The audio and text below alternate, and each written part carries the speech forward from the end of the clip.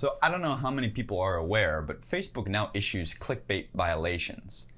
And I want to talk about Facebook's cleaning up of their platform a little bit. So what is a clickbait violation? Well, essentially it's Facebook has created an algorithm that will comb through all videos and articles published and see if it falls into the category of clickbait. And when it does, it flags it and then blocks the video and informs the content owner that, hey, your video title, whatever it is clickbait, you need to change your title. And behind me, behind this facade of the camera, are many digital media companies in California and New York right now currently scrambling to figure out how to get around these clickbait violations. It's a never-ending skirmish because, of course, Facebook doesn't tell anybody what in particular is a clickbait violation. They only say, well, just don't make it clickbaity. And so there are a great many spreadsheets from the media companies that we all could name off the top of our head. And in them are all the videos that have been flagged as clickbait. And I assure you, there are quite a few. And they're trying to cross-reference what are the similarities between these videos that are causing Facebook to clickbait them. And there are a few patterns. I've seen these spreadsheets. One is the curiosity gap. Another is any sort of declaratory sentence like, you must, or this is, seems to fall into clickbait. And it's interesting to me what the future holds. Now, I think the automatic reaction to this is, oh, this is great. But, it's a bit like Chairman Mao when he was asked about the French Revolution. I take it's too soon to tell. Too soon to tell what this will mean. When I used to work at one particular digital media company, there was a strong incentive to get to clickbait. And that incentive to clickbait, I'm not a particular clickbaity person, but the incentive to clickbait was because you wanted your video or your article to do well.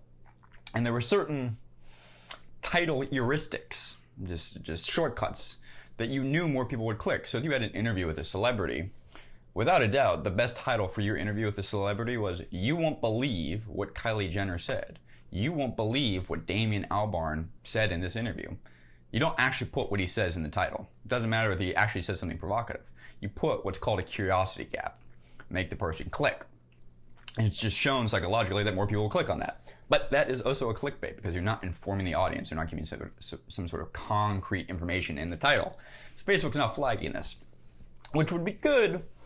But the reason why I want to talk about the future of clickbait and media is that I'm not sure, while it will have a leveling effect on Facebook, and Facebook in particular was an interesting ecosystem because the mechanics of Facebook articles and videos got most of their audience from being shared and not searched, which is why YouTube never quite had the same clickbait problem Facebook did.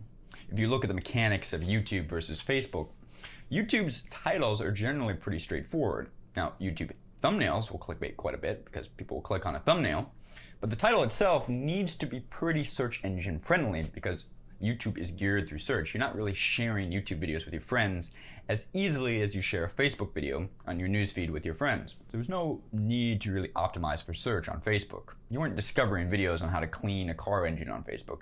You were seeing videos curated or shared by your friends, and the videos shared by your friends were often the ones that they clicked because it had the most clickbait title. So yes, will it probably clean up Facebook? Perhaps, but the observations I've seen working in media for so many years now is that digital media companies tend to take a slash and burn approach to distribution platforms like YouTube or Twitter or Vine, whatever it is, and that they will optimize their content to maximize whatever view or engagement they can get out of that platform. And as soon as that platform either withers on the vine, no pun intended, or starts to clamp down with regulations like clickbait violations that Facebook is doing, they'll move on. They have no allegiance or loyalty to one specific platform. They will move on to the next platform. And already, I've seen many digital media companies, Vice and BuzzFeed, top among them, that are moving on to Apple News because Apple News has no real regulations on it. And it is fresh green pastures in which to entrap new audiences with clickbait titles and curiosity gaps and click funnels and ways of, once again, tailoring and optimizing content to a new audience. And already you're seeing digital media companies abandon Facebook. There were less and less resources being put into Facebook because the returns are less. Not only are less people just using Facebook in general in 2019, but now there are clickbait violations, and it's a big headache. And I've found that content, in reality, seems to be a bit like water. That digital media companies take the path of least resistance at all costs.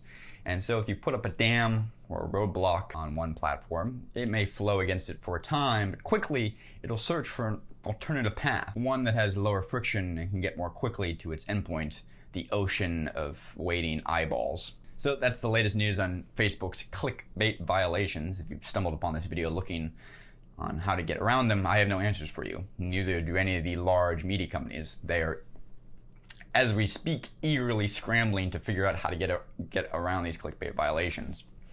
But in terms of the long-term civilizing effect that this will have on content and what we click, I'm not so sure.